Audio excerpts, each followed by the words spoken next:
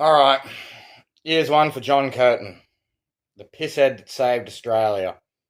It's a bit windy and whatnot outside, so I can't really do it on the red couch. So as you can see, I've laid a sleeping bag across this one and made an impromptu red couch for this. But yeah, so when I say the pisshead that saved Australia, like some people might think I'm joking there, but no, that's an accurate way to describe John Curtin. Now, he was a bloke that when he was about 13, he actually left school and immediately jumped on board with the Labour movement at the time and what was called the Victorian Socialist Party as well. So the Australian Labour Party and the Victorian Socialist Party. And then in his earlier adult life, he would actually also doing some bloody union work and stuff like that. He would end up finding himself as a police officer. He'd never get past the rank of constable in this job because, well, he was constantly being reprimanded for being, well, a bit overly aggressive. And, well, yeah, that's kind of like the first hint that we see in his life of a trend that would continue.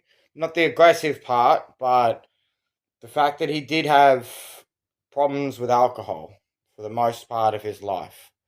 And yeah, he was clearly a mean drunk, and even meaner when he was hungover on the job. And anyway, flash forward, a few years later, he would end up, after a couple of attempts, winning the seat of Fremantle and becoming their member in the House of Representatives. And, the old, normal sort of political ups and downs would end up eventually becoming our Prime Minister. However, or party leader, then Prime Minister. However, in between then, it became known very, very early on in his political career that he was not about the racism that both sides of politics tended to actually self-describe them as at this point in history. He believed that racism was basically a way to take advantage of the classes.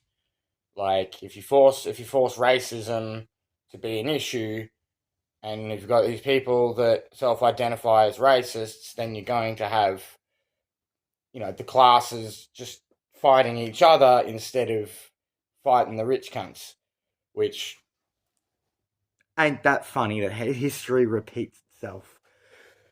Anyway, and yeah, so eventually, fucking in the mid-30s to late 30s, there was a bloke who, at the time, he was the Attorney General. He was named Robert Menzies. Now, anyone that knows a little bit about the political history, or if there is actually any older viewers of this video, you'd be very familiar with him. He earned the nickname Pig Iron Bob because he lashed out at a bunch of dock workers and whatnot that refused to load iron onto a ship that was destined for Japan. And this was before, it was before the Pacific War, but it was at the time that Japan was already being rather expansionist. And, everyone here in the West could kind of see which way the wind was blowing, especially Curtin. And because they were doing their whole invasion of China at the time, and by that I mean that wasn't just an invasion. There was a fucking massacre what the Japanese did there. Like a lot of people seem to want to forget that because all they see is modern day China as the dragon in the east, so to speak. But yeah, no, they got the raw end of the stick when it came to the precursor for World War II and during World War II there. But anyway, John Curtin in, I think it was like 1941, would actually end up winning the election against the United Australia Party, a predecessor party to the Liberals. So he would take government and, from there, he used the fact that he's in the big job and a lot of the folks around him actually fucking respected him. So would actually listen to him when he's saying, guys, we need to stop focusing on the fucking European war, right? Like, look, America, America and fucking whatnot, they're supplying the Brits weapons. They'll be fucking right for now. The Brits aren't doing shit down here in Southeast fucking Asia. We need to be looking after this because Japan is going to be on the fucking war march. And lo and behold, they went on the fucking war march. And he started cozying up to the Americans in this regard. He kept stressing to them the whole time, like, hey guys, like, your beef is going to be in the Pacific. Yeah, Hitler's a bad dude. We're going to do something about it. But Japan is going to be so much fucking worse in the amount of, like, territory that they're going to be able to influence. And, well, America, being America, didn't do jack fucking shit until Pearl Harbor happened. And then they're like, oh, these Aussies were talking about this. Maybe we should go help them out. And at this point, most of Papua New Guinea had been fucking taken by the Japanese. And fucking, they were on our doorstep. The Japanese were on our doorstep to the point where they were launching bombing raids on Darwin. Like, people say it's like, oh, they reference it as just one time they bombed Darwin. It's like, no, there was a couple of fucking bombing raids on Darwin. And there was also a mini submarine attack on Sydney Harbour at a similar time. Like, yeah, fucking, but anyway, funnily enough, a lot of this steel that was being dropped on us, fucking, was being, dropped from planes that were made out of the same fucking iron that we had sold the Japanese. Because at this point in the war, they still had plenty of resources to spare and whatnot, and they hadn't started cutting corners in their manufacturing and making more and more things out of wood. Which is something that they would do with some of their later iterations of the Zero.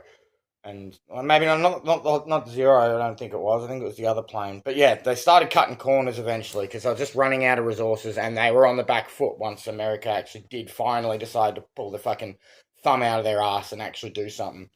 But anyway, now during this time, America, they helped us push them out of Papua New Guinea, but during a famous battle there, I don't even have to say it, you all know, any Aussie knows the battle I'm talking about, and if not, fucking Google the period instead of listening to some drunk cunt on the fucking internet.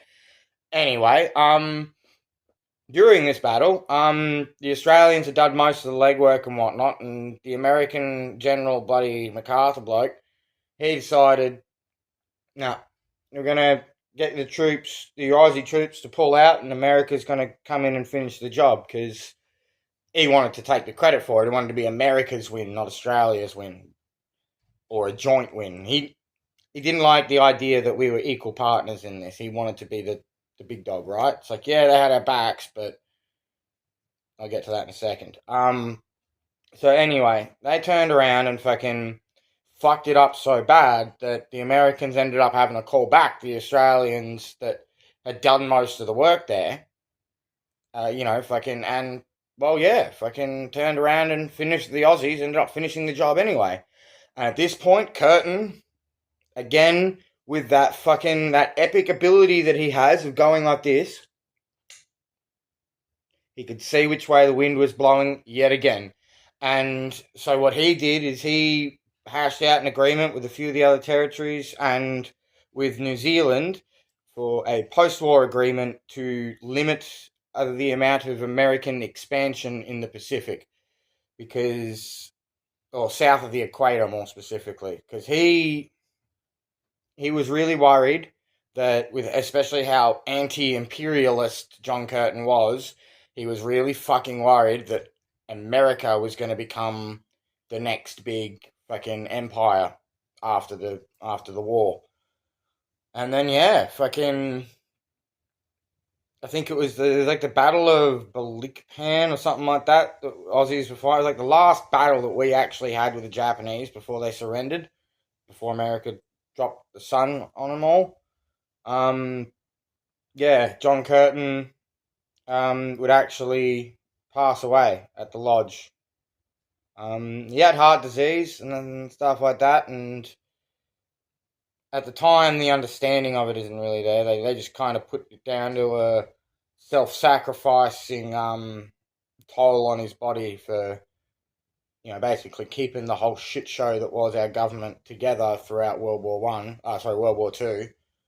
and fucking not paying any mind to Robert Menzies at the time, who was sitting there in the opposition trying to say that we should be, we should be focusing on England. England is our motherland. We should be, we got to protect the motherland. We should sacrifice Australia if it comes down to it. All that kind of fucking bullshit where, he genuinely didn't believe that Australia was its own country. Like, he kind of just begrudgingly accepted it. He didn't agree with it, though. But anyway, Curtin, he agreed we were our own country and we need to stand on our own 2 feet. And when he saw how America was, he backed out a lot of the previous agreements that he had made. Like, okay, I may have been a little bit... It wasn't necessarily wrong to cozy up to the Americans for supporting the Pacific, but it'd be wrong to continue that trend afterwards. However, he would pass away just 18 days before the Second World War's Pacific War actually came to its close. And yeah, some would argue, yeah, that he genuinely was a casualty of that war. Like, I mean, because again, like, the whole why I say how Pisshead saved Australia, throughout that time, he did go hard on the drink. That was his way of coping with the weight of a nation on his shoulders. And again, just like Winston Churchill, his contemporary in England, he had depression as well.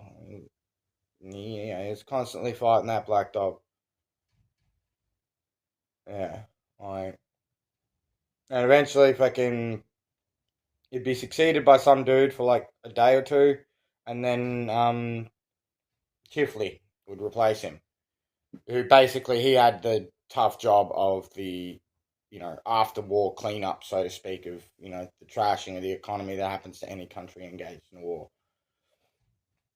But yeah, so I would have I'd much rather do videos while I'm a bit fucking pissed, because I can be a little bit more talkative. But on this one, I didn't feel right having something to drink for this one, so yeah, I'm sorry if that's not what you expected in a John Curtin video from some pisshead bogan on the internet, but there you go. Actually, before I stop, to the memory of John Curtin, rest in peace, you fucking legend. Now I'm gonna go get drunk and start working on the Rum Rebellion video. Fucking like, subscribe, and all that other bullshit.